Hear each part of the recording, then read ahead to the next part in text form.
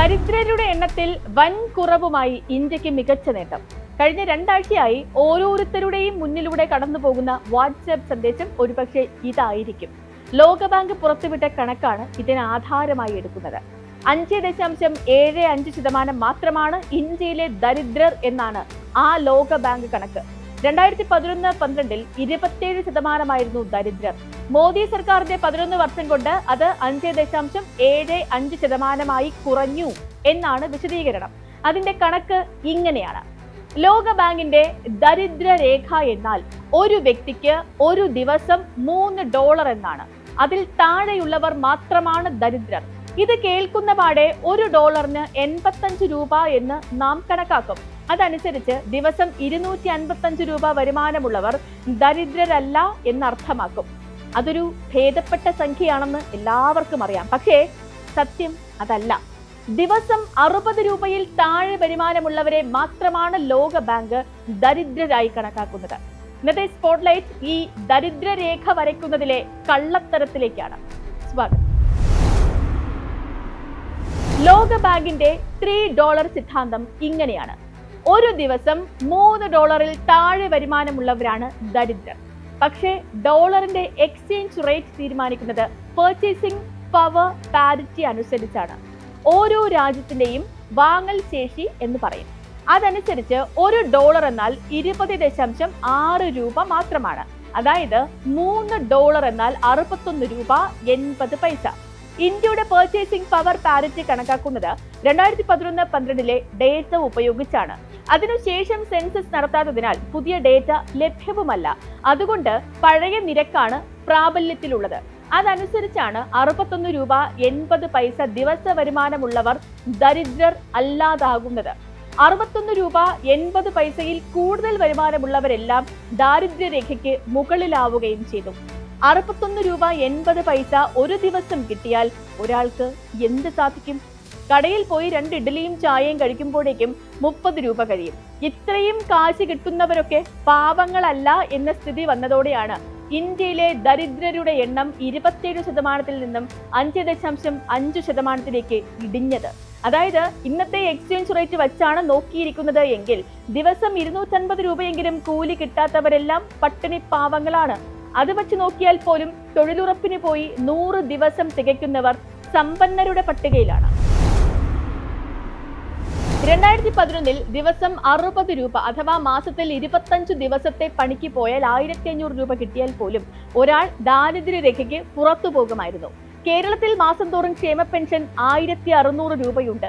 ആ ക്ഷേമ പെൻഷൻ കിട്ടുന്ന വ്യക്തി പോലും ഇപ്പോൾ ദാരിദ്ര്യരേഖയ്ക്ക് മുകളിലാണ്.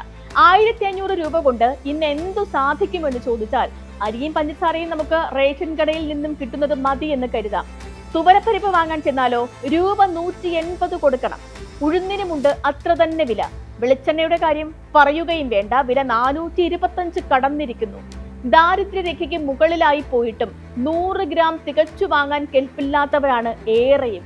ഒരു യാഥാർത്ഥ്യ ബോധവും ഇല്ലാതെ വരച്ച ദാരിദ്ര്യരേഖയാണ് മേനി പറയാൻ ഉപയോഗിക്കുന്നത്. ആദ്യം ഇന്ത്യയിൽ എത്ര ദരിദ്രരുണ്ട് എന്ന ശരി വിവരം ശേഖരിക്കണം. അങ്ങനെ ശേഖരിക്കണമെങ്കിൽ സെൻസസ് നടത്തണം. അതിനുശേഷം ഒരാൾക്ക് കഴിഞ്ഞുകൂടാൻ എത്ര രൂപ വേണമെന്ന് തിട്ടപ്പെടുത്തണം. ഇതൊന്നും ചെയ്യാതെ രാജ്യത്തുണ്ടാക്കി വച്ചിരിക്കുന്ന കണക്കുകളെല്ലാം അബദ്ധ പഞ്ചാംഗങ്ങളാണ്. 2009 മുൻപ് ദിവസം നഗരങ്ങളിൽ 17 രൂപ കയ്യിൽ കിട്ടുന്നവർ ദരിദ്രനല്ല എന്നായിരുന്നു കണക്ക്. അതുപോലെ ഗ്രാമങ്ങളിലാണെങ്കിൽ 12 രൂപ തികച്ചു കിട്ടിയാൽ ദരിദ്രനല്ലായി മാറും.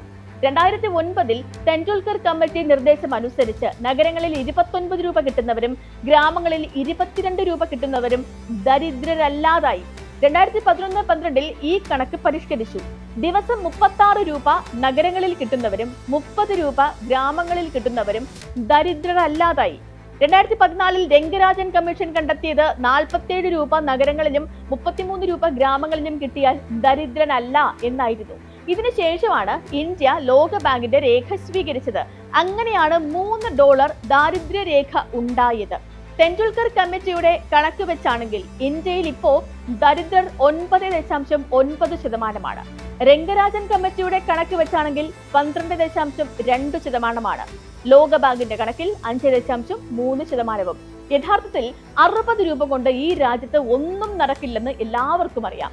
ദിവസം 200 രൂപ കൂലി കിട്ടുന്നവർക്ക് പോലും 30 ദിവസം പണിയെടുത്താലും 6000 രൂപയെ കയ്യിൽ വരൂ. അതുകൊണ്ട് ഒരു മാസം എങ്ങനെ കഴിഞ്ഞുകൂടാനാകും?